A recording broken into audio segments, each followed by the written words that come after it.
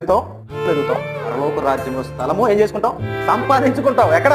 భూలోకంలో స్థలం కాదు, సినిమా థియేటర్లో టికెట్ స్థలం కాదు, ఇంకా ఎలా టీవీ షో టికెట్ స్థలం కాదు, క్రికెట్ గ్రౌండ్ లో స్థలం కాదు. ఎక్కడ స్థలం ఉంటుంది అక్కడ నీకు?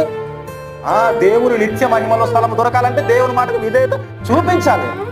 ఎవరు చూడట్లేదని వ్యభిచారమైన ఆలోచనలు కానీ, వ్యభిచారమైన తలపులు కానీ, వ్యభిచారమైన ఇంకైతే అనేకమైన హేయక్రియలు దూరంగా ఉండాలి అంటున్నాడు. మట్టి నుండి కుండని చేసినటువంటి వ్యక్తి, కుండ చేసిన వ్యక్తికి కుండ ఎలా చేయాలి మట్టిలో తీసినటువంటి వ్యక్తి లేదా? తెలుసు, అవునా? ఇప్పుడు నేల మట్టి నుండి తీసి మనల్ని జీవాత్మ పోసినటువంటి దేవునికి తెలియదా? తెలుసు. ఇక దేవునికి మనం ఏం చెప్పాలి? భయపడి ఉండాలి. కీర్తన గ్రంథంలో చూద్దాం. కీర్తన ఆకాశం నుండి ఏం చేస్తున్నాడు? చూస్తున్నాడు. మరి దేవుడు చూడట్లేదని నువ్వు అనుకుంటున్నావా? చూస్తున్నాడు. మరి ఇప్పుడు దేవుడు చూస్తున్నాడంటే సంఘంలో పాల్పంపులు ఉంటా ఉంటే ఎలా ఉండాలి? ఎలా ఉండాలి? దేవుడు ఆకాశ సింహాసనం నుండి ఏం చేస్తున్నాడు? చూస్తున్నాడు. చూస్తున్నాడు లేదా? దేవుడు చూస్తున్నాడు అంటే భయంతో ఉండాలి. భయం అంటే అమ్మో